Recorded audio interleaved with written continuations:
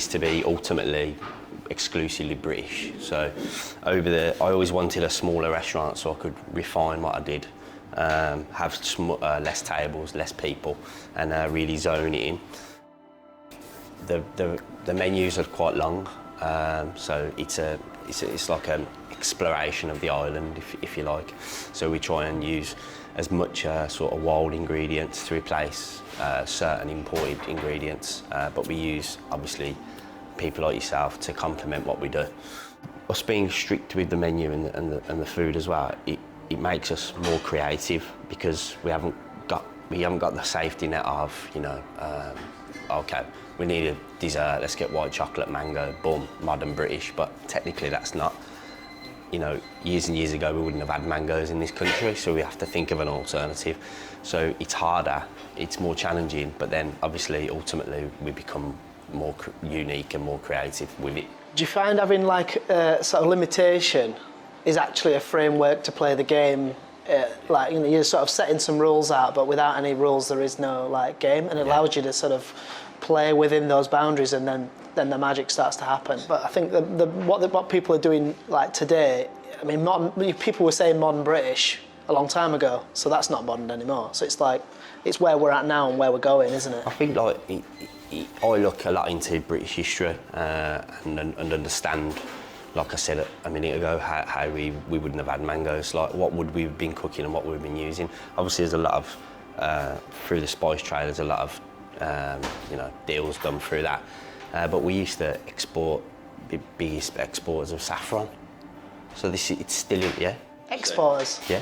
And so we learn a lot about what we would have had, what we would have used. And then obviously that takes us deep into like old-fashioned methods, techniques, but we just do them in a modern execution. So things like preserving meat for charcuterie. That's our ethos, is to sort of use every little part we can through the menu or through up-and-coming menus. I've seen your charcuterie setup, it's pretty rock and roll, isn't it? Yeah, it's rock and roll, rock and roll. So cool. Actually, you don't really, as long as you've got the senses, the technique, it's, at the end of the day, it's meat, salt and technique. Whether I hang it on disabled handrails on the ceiling, which I do, is irrelevant really. I think it's all about the senses, the touch, the smell, the feel, and that's kind of a little string to what we do. It's like thinking about how we're going to preserve like half a pig. We're not going to use it all in a week on the menu, so we need to think, oh, okay, we'll do that with that, that with that, and it's kind of like a collective conversation. It's like, what about if we put those on, or something? We work on this Japanese word called Shun, which is like the perfect in the moment quite a lot. And for us, there's a lot of that here because we have things that are seasonal for a week in the wild. So when they land, we use it. So we just chop and we instantly change the menu and put it on. But it's going to be fresh in that moment, but also you might be able to go, right, because now it's the time of plenty for this ingredient, well, we're going to pickle it, we're going to do, you know, like the charcuterie for the meat, and then it's good for longer, isn't it? And that's the traditional way of doing things. Capture it at its peak. Because we're away at the moment, you know, I'm trying to raise my kids to sort of know what seasonality means, and like you don't get strawberries at Christmas time and all that sort of stuff, but we're kind of like, because, and I think it's going unfortunately more towards this in supermarkets where, you know, the big supermarkets are dying away and you're getting really small supermarkets now, and the range is limited, but it's not seasonal. Yeah. So like they've always got a strawberries for sale, they've always got a blueberries for sale, and it's not about that, is it? You've got to like strike while the iron's hot. What you're doing with, you know, with fresh vegetables or fruit or even with the meat, and do so much more with it. And these techniques that you're employing, I think everyone should be doing. Should be pickling things. That's it. I mean, it doesn't feel as special when it's there all the time, and it wouldn't have been like that.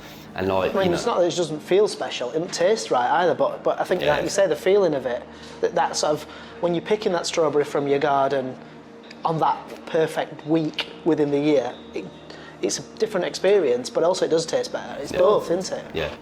And it's like, although obviously there's this supermarket effect and that's part of the problem, but at the same time it's like, if people we want people to be more sort of clued up and up to date with it, and that's where we kind of have a responsibility to do that in the restaurant and show that why are we using it now, and sort of understand and justify that it's only, you know, asparagus is 6 weeks to 8 weeks max.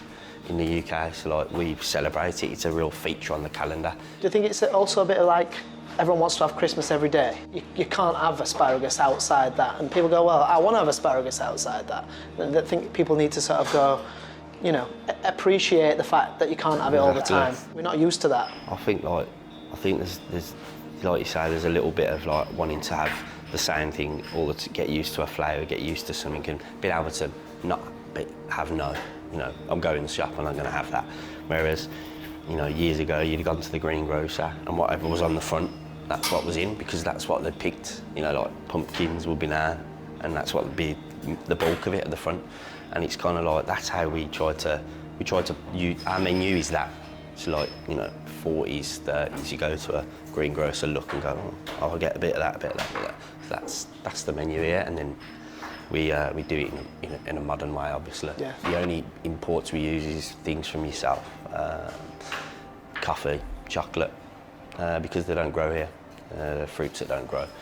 So aside from that, we would replace a lemon with a citrus flavour from the wild or from something else. Like we use ants for acidity, so like wood ants. Yeah, and it's not like anything to do with fads or anything to do with trends or anything. It's just us exploring the alternatives, speaking to the foragers a lot about what can we do instead of this juice, or you know, it's easy for a chef to go, oh, it needs a bit of acidity, grab a lemon and sort of squeeze it in. There's nothing wrong with it.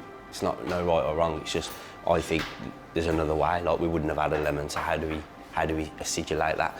So then we'll make a lot of vinegars in-house. So we take a base and then spread out the flavour. So if the blackberries are at peak season, we'll steep the blackberries into the vinegar and then store it. And then we go to the larder 8 months later and we need sweet acidity. There's the blackberry vinegar. We get it out. And that's the acidity for the sauce, for the marinating. And that's how we layer up our flavour, and that's how we think quite far ahead. Do you know you're talking about, like, you know, celebrating the UK and everything that's in there, but like when I've eaten at your place, I mean, one of the dishes that I remember was the fruit and nut chocolate. Yeah. Because I really like is that you're unashamedly a Brummie. Yeah. So if you could... Can't change the accent. Yeah, it's pretty obvious, right? It's like, well, it's the same, I'm from Sheffield, there's nothing wrong with that, I think. And what you're doing to sort of drill down into what that means. I mean, you're the second biggest city in Britain, and you know, I'm from outside London, I'm from Sheffield, I don't know anything about Birmingham. And like, I learn a lot about Birmingham just through you. Yeah. And it's great that you've got that sort of passion to be a bit of an ambassador about the history and about the now. And you know, just tell us a bit more about what the Birmingham aspect means to you. Well, obviously, I've always lived here. Aside from a couple of years, I lived in Spain in a small restaurant. Hence why I fell in love with the cured meats and the charcuterie and stuff like that. But when I was a young chef, but I've always been here. This is where I live, and this is what I'm all about. And growing up in like a city, there's so much like amazing stuff about Birmingham and history, and a lot of things like you know, we're the biggest manufacturers, you know, in the UK at one point. It's like the amount of craftsmen. It's like there's a place called the Jewellery Quarter, so it's steeped in history. It's like everyone travels the world to go and buy gold, like jewellery, watches. And a lot of these guys still exist, but they are, you know, it's getting smaller and smaller and smaller and smaller because of going elsewhere and around the world for it. So it's like, I feel like, you know, it's a city built on like makers, creators, and I feel like that's why I kind of fit in here as well, because I'm part of that fabric. It's like we're known for inventing and making things and actually thinking, all right, I'm gonna create this myself. I'm gonna work hard at it and really like master it and make people want it and make people want to buy it. And that's kind of what I want. My shop's very unassuming. It's in between a laundrette and a solicitor's. You know, it's in a small block. But when people come here, I want them to escape for 4 or 5 hours. I want them to feel like, you know, they could be anywhere, but I want them to feel a slice of us and what we do. It's steeped in Birmingham though, isn't it? Yeah. It's like, and you're kind of going out there and rediscovering it. I mean, for me, it's like, I'm from Sheffield, so I got the same vibe, you know. It's like, it's a history that's... Yeah, we got the metal, the steel crossover. Yeah, and the manufacturing, and also the loss the loss of that heritage potentially, and like we don't want to lose it, you know. And I think, you know, what you're doing is, you know, your slice of what everyone should be doing to try and like, not to just like cling on to the past, but like just go, there's a lot of gold here, and we need to do something with that. And there's people spent a lot of time building up that heritage, and you know, we can't just lose it and turn into a nothing. That's the danger of, you know, looking for cheap alternatives, looking elsewhere. And you know, I support it as much as I can. You know, all of my cutlery pouches have been made by a leather lady up in the Joy Quarter. So she hand stitches leather. She buys it from the one place she believes in, sustainable, and she hand stitches it all. My cutlery is all made by the last silversmith in Birmingham. And you know, wherever I can use the local people and the local the local knowledge and the local talent, I will. Because I think it's a value proposition, isn't it? You know, it's like back to that buy right, buy once sort of thing. It's like I've just got my grandparents' Sheffield cutlery set, you know, that they've always used, and I think it was actually my great grandfather's cutlery set, and it's fine. It's like, why have I bought for the last 40 years of my life? Oh, I've just told everyone how old I am. Why have I bought for the last 40 years of my life? Stage age, cut that out. 32. Why have I been buying different sets of cutlery? Like, why have I been, you know, why is not getting it? It's expensive to do it right, but then you never need to do it ever again.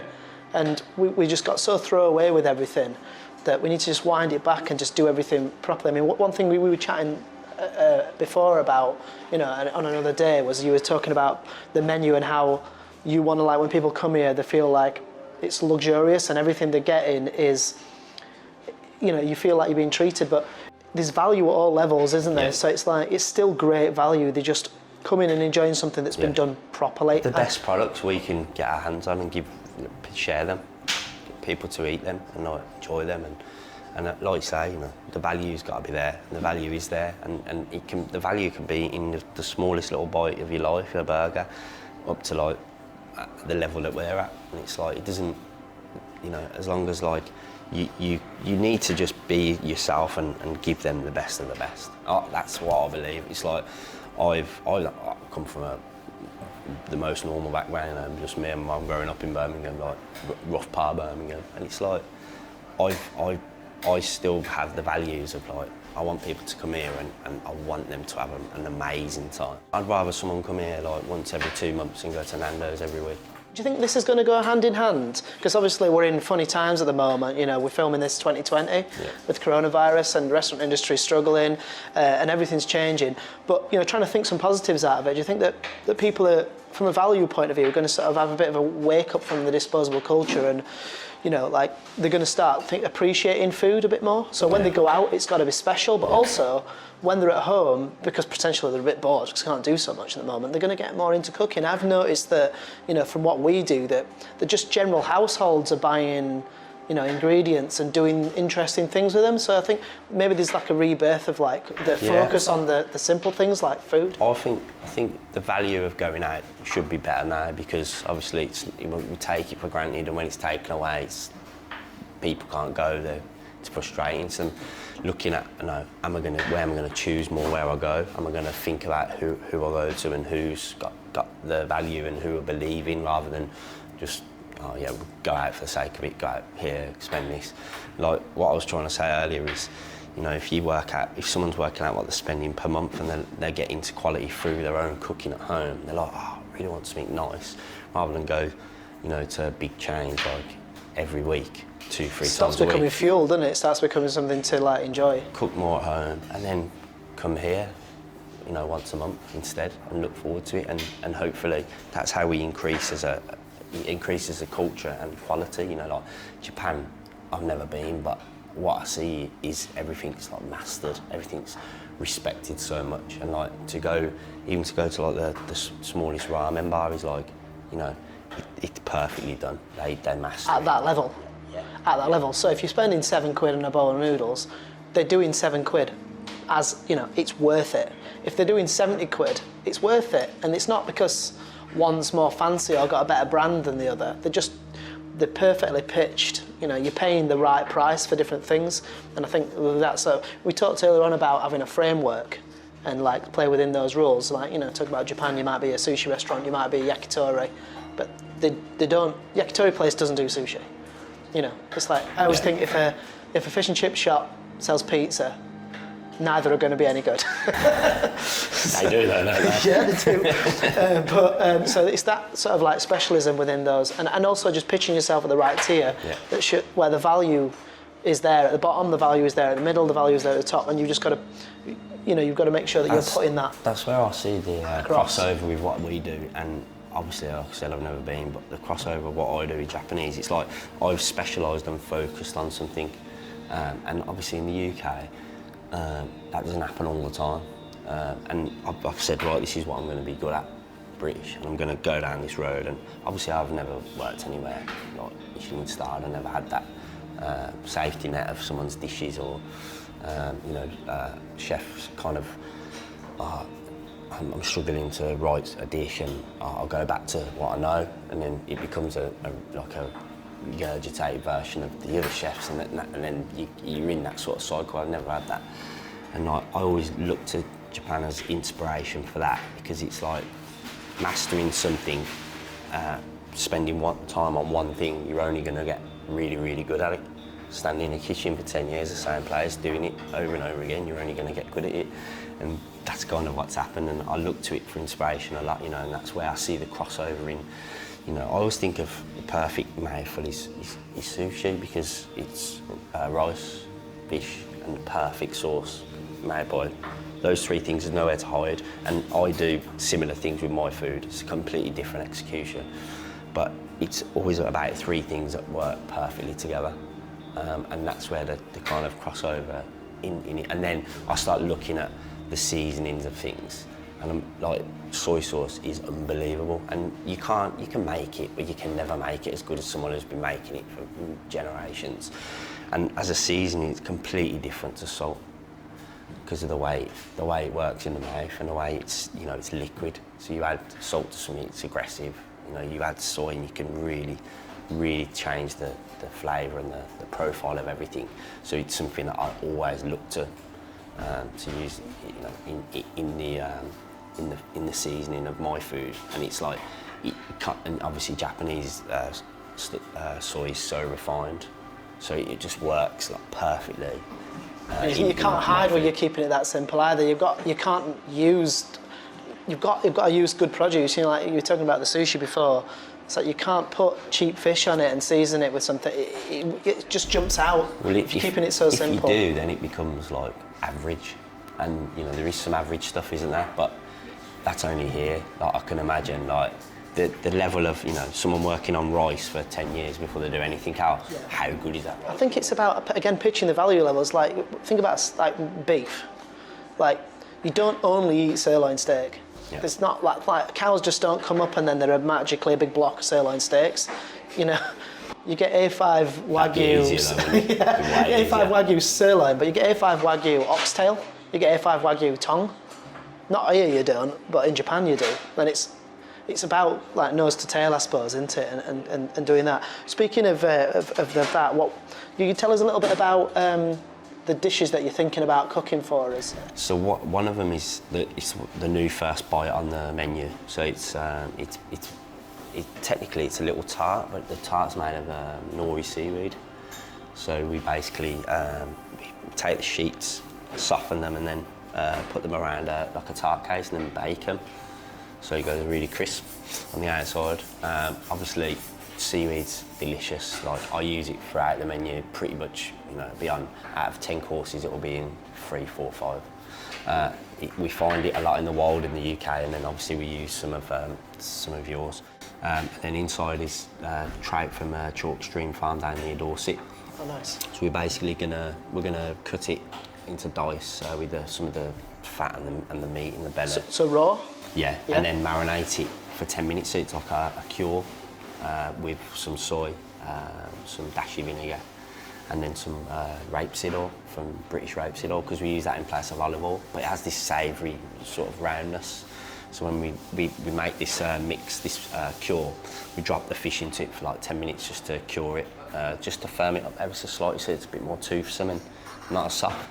And obviously season it, and then that goes into the shell with some trout roe and then some floss that we dry the trout bellies out in fish sauce overnight to get, like, cure them, and then turns it into like a dry fish, almost like a little fish powder, little flakes. And then the other one is going to be an ice cream made from sushi rice. So we roast the sushi rice. So it brings out goes really roasty and dark with some kelp in the oven for like 10 minutes. Roast it and then blend it and infuse it into the ice cream base overnight. So you get this like mad sort of nutty, malty flavour, and then this really amazing meatiness from the piece of seaweed that's in there. And then basically turn it into an ice cream. So it's milk based. And then on top would be some puff rice and some seaweed as well. You find seaweed is something that, from a Western point of view, that people don't really identify in a flavour, but they enjoy it. Yeah. And I think because, I mean, it's a weird thing that we're an island, but a lot of people in Britain don't like fish. Yeah. So like, but that flavour of the sea, that neutral, that umami, and like, you know, what you get from kombus and noris is like delightful. Yeah. And I think as flavours develop, I think people are going to get into it more. But at the moment, if you hide it inside, people just go, oh, what is that? I really enjoy it. It's like layering the flavour. I think that's what seaweed's really, really good for. You know, whether it's in liquid form, whether it's a stock, whether it's an actual shell like we're doing. It's so complex, but it's so, in my food, if I took it away, it would be half what it is. It makes up so much. And like you say, I always refer to us as being an island, and we're surrounded by fish, so it makes up a lot of our menu. Because if you're going to be, say you're British and you're doing what the island offers, then we're surrounded by them.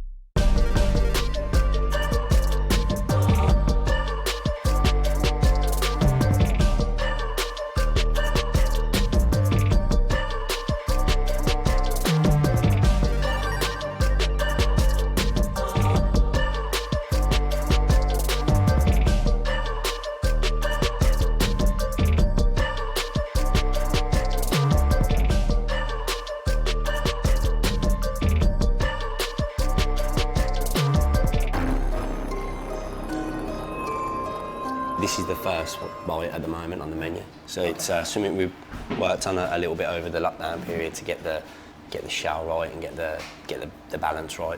So the shell's made of nori, so it's completely crisp and edible there. So it's meant to be intended to be eaten in a couple of bites and quite quickly, so that it doesn't soften out too much. Yep. Inside is the fish, where we marinated it in the soy, the rice vinegar, and some rapeseed oil from Shropshire, not too far. Trout roe eggs, they're just covering the trout on the top after we've drained off the marinade. And then the dry fish, that's the floss that I mentioned. Mm-hmm. So that's the trout dried out in fish sauce and then flossed in the blender. Oh, that's tasty. Yeah. Get Cool. in, have a go. Let's go.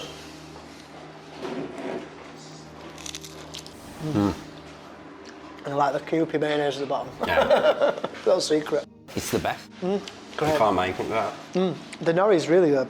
I kind of expect it to all fall apart as you're eating it, but it's like, I love the feeling of it. The hand roll, obviously there's rice there, but it's for something so small at the start of the meal to just power with flavour.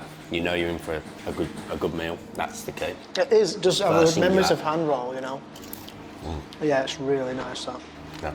And it's great what you've done with the nori, because often the nori goes too soft, or it just falls apart. But it's like, it's amazing that. And you've got so many different textures. The roasting of it obviously gives it another dimension of flavour as well. So like roasting it in that tart case, underweight gives it that real, almost like that Maillard roasted kind of flavour to the seaweed, which is already packed full of flavour. Yeah. It's like toasting it over the barbecue or in a dry pan. It's that, but obviously pressing it into shape. It's interesting because I went to the nori farms and then I went to the drying factory, then I went to the roasting factory, and then I went to the auction. So actually what you're doing is like reprocessing it. Yeah. So you're kind of taking it, when you wet it to put it into the shell. Yeah. And then you're re-roasting it again. You went like that and just say you barbecue a little bit. Actually, when you go to the auction, they're selling the unroasted nori at the auction because they keep it frozen, and then they can roast it at any point to sell. So what they do is they've got this unroasted nori, and people want to taste it before they start auctioning and buying it. So they'll have this little old school roasting machine, and they'll just take a bit of this nori, these traders, and they just go and roast it like exactly like what you just said. Yeah. And then taste it, and then they'll go and do like a big bidding auction for the nori. So it's just, I think you're doing what you're sort of taking it back to where it was at its original state, and then bringing it back after it's been reformed. It's like, it's pretty cool. For me, the first thing you have in a restaurant is it needs to set the tone, and like serving that, it's like the whole fish. We haven't wasted any of the fish. We've got the eggs. You've got the another element with the floss. You've got this seaweed is going to feature throughout the menu. So having that as one of the first flavours is, it's telling you what we're all about. It's like first dish. You're in for the ride. Yeah. And it's interesting because it's like there's loads of flavours, loads of stuff going off. And it's got, because you've not put the rice in there, for example, you've not put like that heavy carb, you've got a load of interesting flavour. It's not going to fill you up, it's just to, like it said, just to get you going. Like also the trout element is like, that's kind of what we're celebrating. So it's like the crossover in the Japanese elements are like having that perfectly fresh trout, cut sashimi, and then dressed up with all these amazing light but packed full of flavours, like the soy sauce and the rice vinegar. But it's about the trout, that for us, that's the product, it's the thing that we're using. It's supporting that flavour, isn't it? Because it's like you're getting that trout flavour.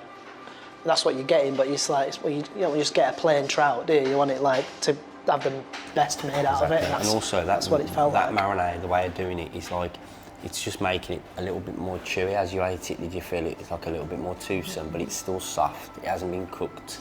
It's seasoned all the way through from the marinade, but you can still taste the trout and the fat and the meat. And the trout roe is pretty bouncy compared to, say, salmon roe. Bouncy. So it is though, you know what I mean? But if by firming that trout, the actual meat up itself, flesh, you're kind of bringing those two textures a bit close together, aren't you, as well? So it's not like mush and hard, it harmonises a bit better. And then the floss, obviously, that's pure umami. It's like intense. Seafood umami, fish sauce, like these things, they're deep in flavour. So there's a little bit on the top, and obviously you get that dry sort of texture as well, which is nice. Welcome. No, it was serious, that mate, really enjoyed it. Yeah, thanks, man. Should we do the next one?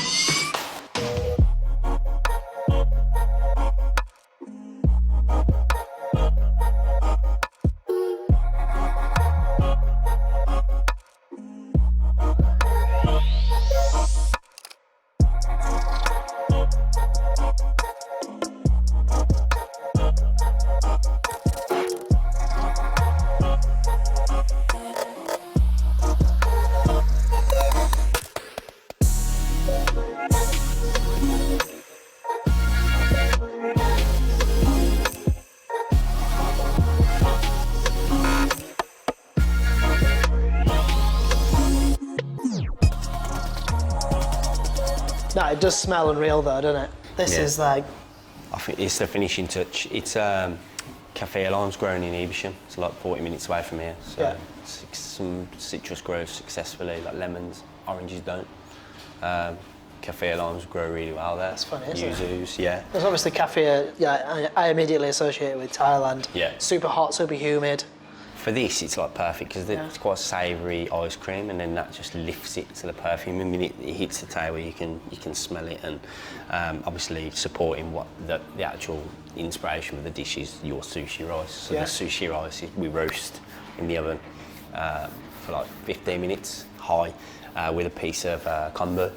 Yeah, in the roasted rice itself. In the rice, yeah. So Okay. roast them together and then let them cool down, then basically blend them into a powder. So it's like when you add toasted rice powder to things in Thai cuisine and stuff, gives you that level of flavour. So we do that. Do you take the combo out before you blitz it, or is the combo So blitzed in with it as well? we take that, blitz the rice, and then take the combo out separately. Okay. And then they all go into the ice cream base to infuse. So the combo goes in whole but roast.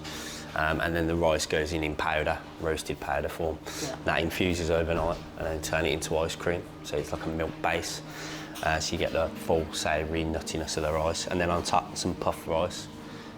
Obviously fry that in hot oil. Hot oil, as you saw. Yeah. So a couple of seconds till it puffs out, so it's really, really crisp.